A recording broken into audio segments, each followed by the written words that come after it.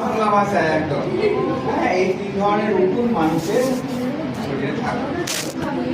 একটু যারা হাইজেনিক এইভাবে কাজের মধ্যে দিয়ে এসেছে এবং সেখান থেকে ফাইনালি তোমার স্ক্র্যাচ করবে, যত ইনফেকশনটা হবে তত তুমি আননোয়িংলি ওটা স্ক্র্যাচ করছো, স্ক্র্যাচ করছো, যত স্ক্র্যাচ করছো